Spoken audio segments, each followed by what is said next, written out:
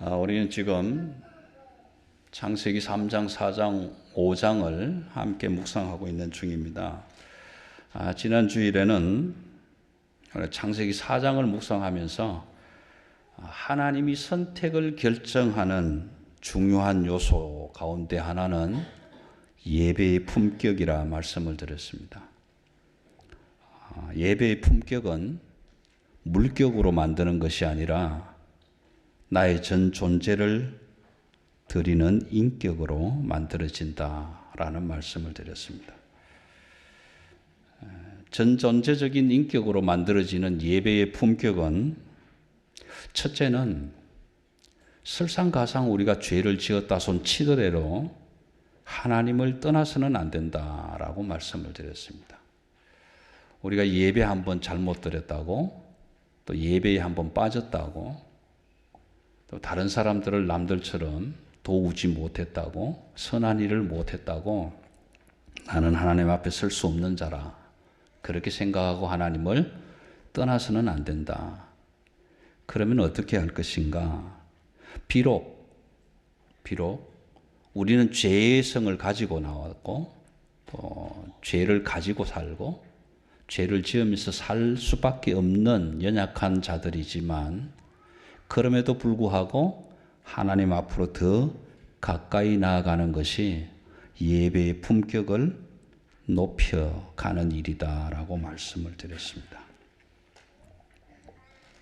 왜냐하면 우리는 하나님을 떠나서는 살아갈 수 있는 사람이 아니다라는 것을 저와 여러분이 함께 인식하고 고백할 수밖에 없는 자라는 것을 알아야 합니다.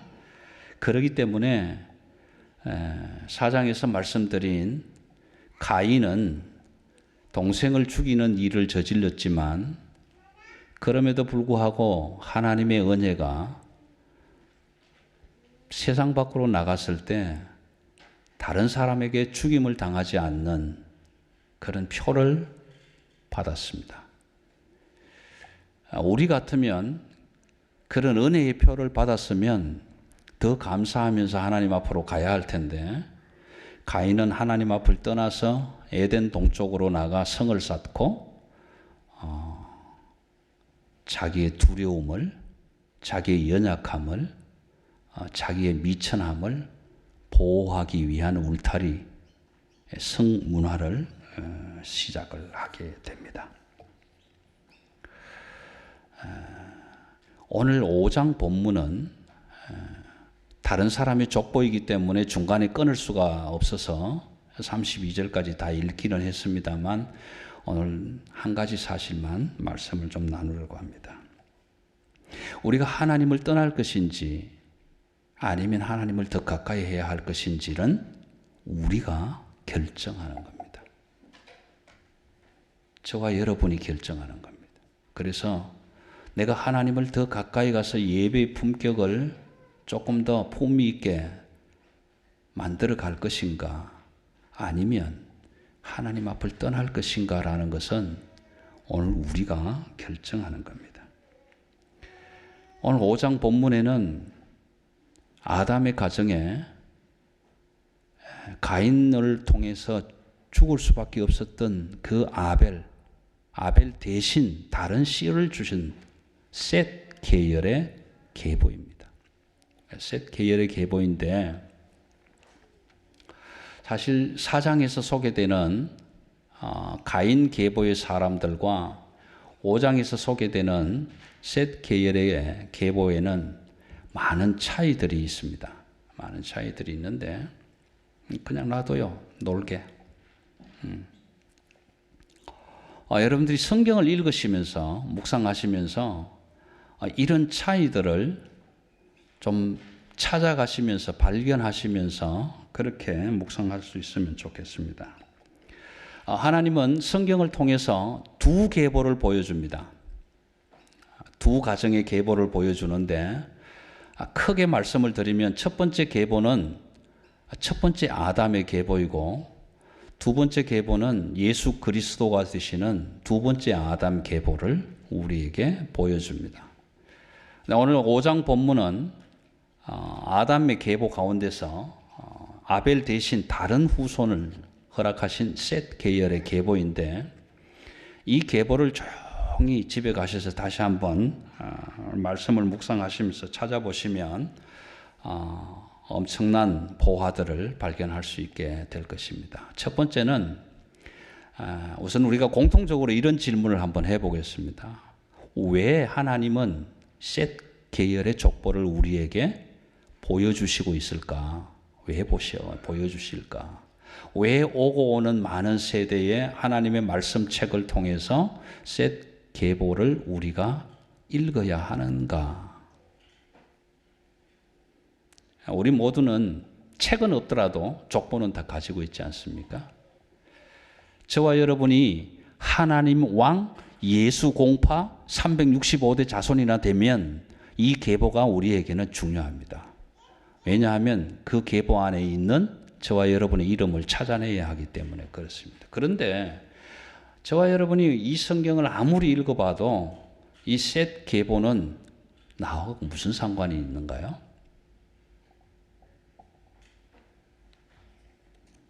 아무런 상관이 없는 계보 같아요. 그런데 왜 이 계보를 말씀에 기록을 하셨을까? 여러분, 저와 여러분은 하나님을 믿고 하나님을 사랑하고 하나님의 말씀에 순종하며 살아가겠다라고 약속하고 서약하고 그렇게 해서 하나님으로부터 주시는 은혜를 통해 의롭다 하심을 받은 하나님의 가족, 하나님의 사람들이 되었습니다. 자, 그렇다면 하나님이 우리를 향해서 내 이웃을 사랑하라 라고 말씀하셨다면 우리는 그렇게 해야 됩니다. 하나님이 원수를 사랑하라 말씀하셨다면 우리는 그렇게 해야 됩니다. 하나님이 다른 사람들, 과부와 연약한 고아들, 힘없는 자들, 억눌린 자들, 소외된 자들을 함께 도우고 구제하고 함께 이 땅을 살아가면서 하나님의 백성된 자리로 인도하라고 말씀하셨다면 우리는 그렇게 해야 됩니다. 그런데 우리 많은 사람들은 사실 그렇게 하지를 못하고 있다라는 것이 못하고 있다. 오늘 이 족보를 통해서 우리에게 보여주시고자 하는 내용을 하나만 간추리자면 이런 것입니다.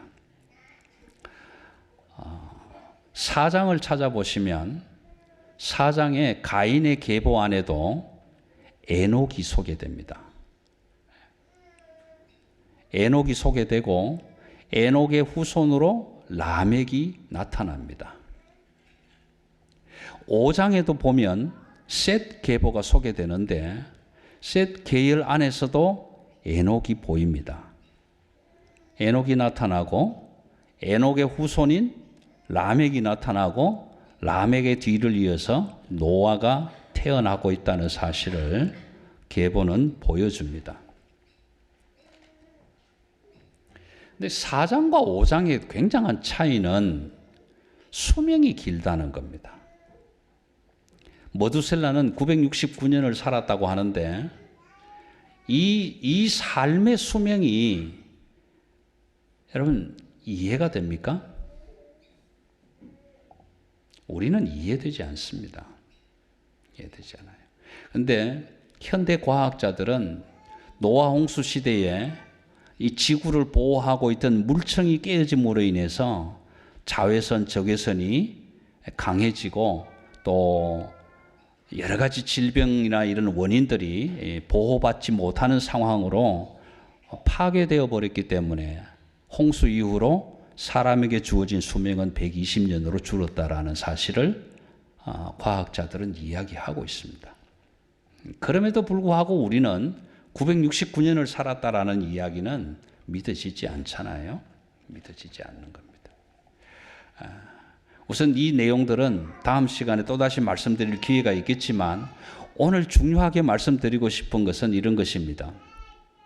특별히 저와 여러분의 가정 또 오늘 맡겨주신 하나님의 자녀를 하나님께 위탁하고 하나님의 자녀로 양육하겠다고 서약을 한 가정의 부모님들에게는 아주 중요한 도전이 될 것입니다.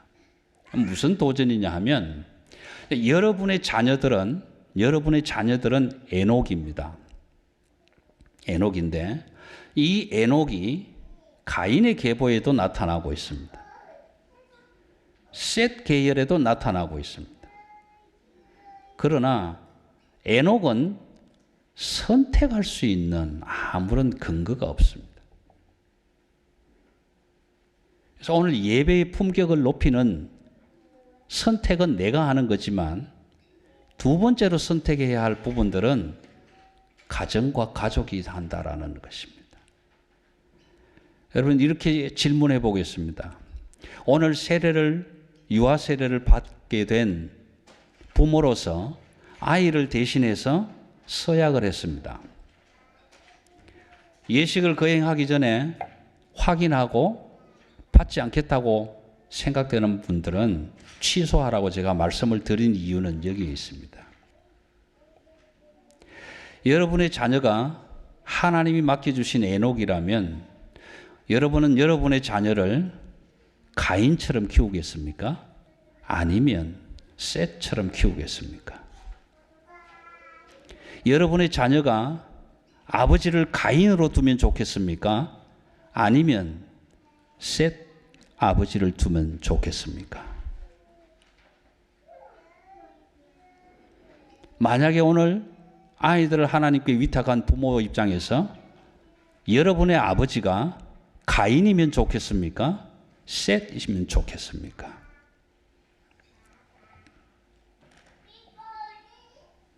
이 선택은 부모들이 할 수 있는 선택입니다.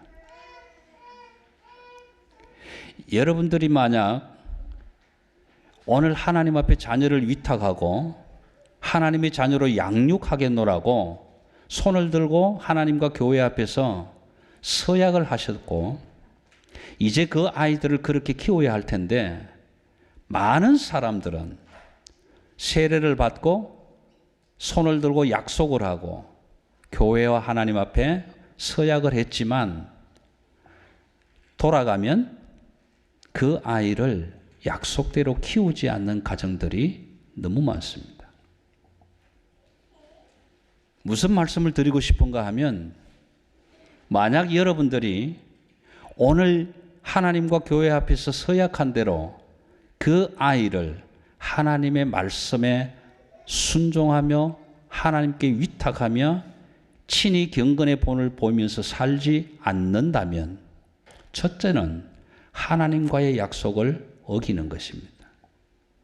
두 번째는 하나님의 공동체가 되는 교회라는 가족에게 그 약속을 신실하게 지키지 못하는 가정이 되는 것입니다. 더 중요한 것은 어느 날 여러분의 자녀들이 성장해서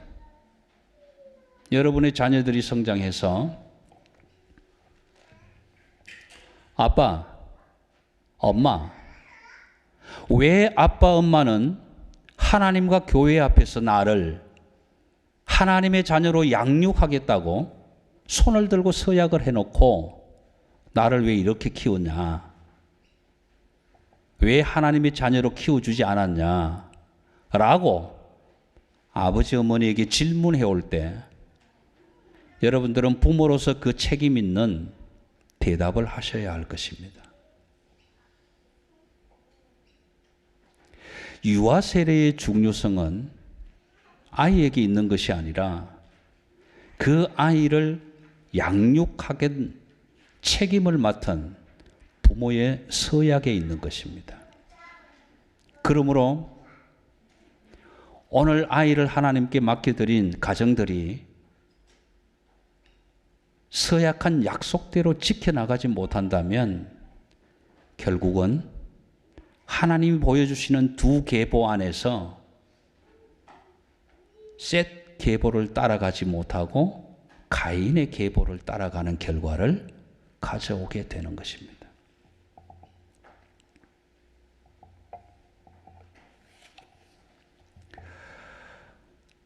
5장 19절에서 24절까지에 보시면 에녹의 삶을 이야기합니다.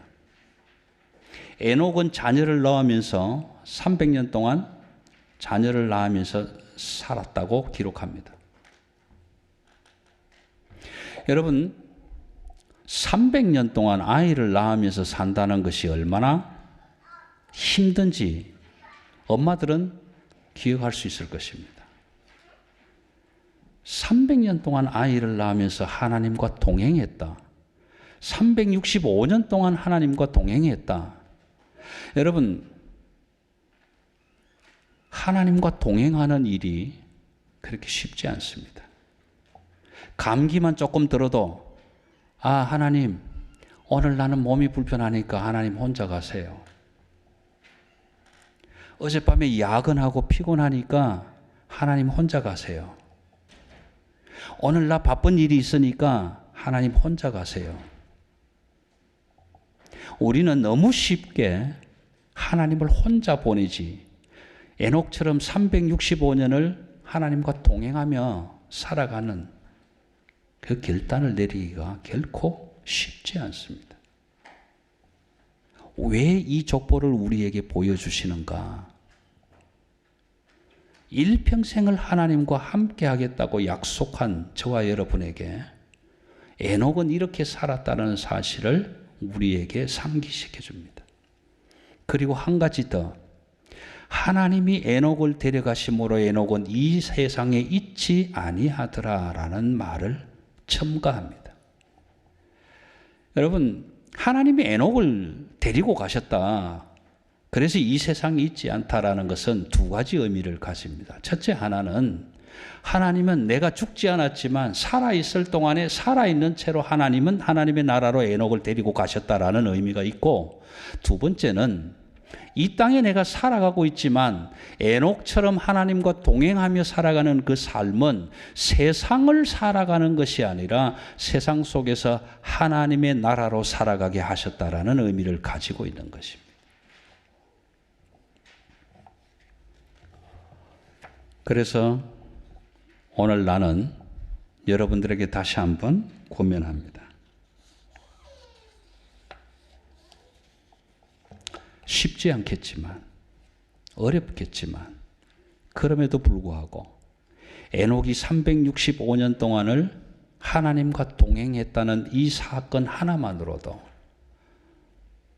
오늘 우리 모두는 가인의 길이 아니라 사잇 길이 아니라 셋 길로 빠져야만 합니다. 셋 길로 빠진 가족, 가인의 길이 아니라 셋 길로 빠진 가족. 그 가족은 하나님께서 여러분의 삶을 세상에 있지 않게 하시고 하나님의 나라에 있게 하실 것입니다. 특별히 오늘 아이를 하나님께 위탁하고 손을 들어 선서한 믿음의 가정들은 꼭 기억하시기 바랍니다. 여러분들은 어떤 경우를 만날지라도 가인의 길을 택하는 것이 아니라 셋 길로 빠져야 합니다. 셋 길로 빠진 가족은 창세기부터 계시록까지 하나님의 보호와 인도하심을 받으면서 최후의 마지막 자리인 하나님의 영광, 하나님의 영원한 생명을 누리게 하시는 약속을 허락하셨기 때문에 그렇습니다. 사랑하는 성도 여러분, 특별히 오늘 유아 세례를 받은 가족 여러분, 셋 길로 빠진 가족들이 되셔서 예배의 품격을 높이십시오. 가인의 길이 아니라 셋 길을 택하신 여러분 모두를 하나님은 마지막 날에 하나님의 나라로 인도하시고 그 영광으로 여러분들에게 베풀어 주실 것입니다.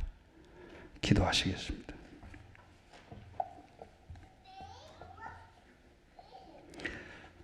사랑의 하나님, 감사합니다.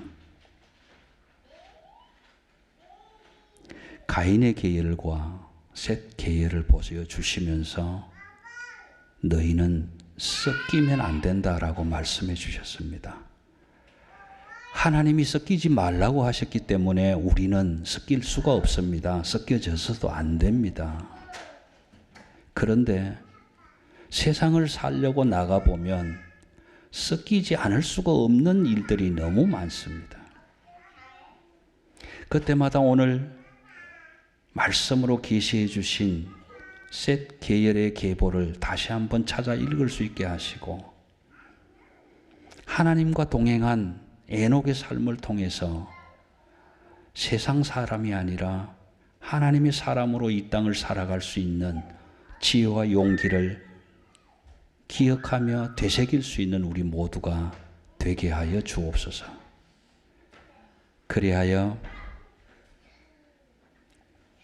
우리 가정에 맡겨준 토미, 재원이, 시온이 뿐 아니라 모든 가정에 맡겨주신 자녀들이 셋 계열로 빠지는 자녀들이 되게 하시고 우리가 셋과 같은 부모가 되게 하셔서 하나님의 아름다운 계보, 영광스러운 족보를 이어가는 하나님의 가족들이 되게 하여 주옵소서.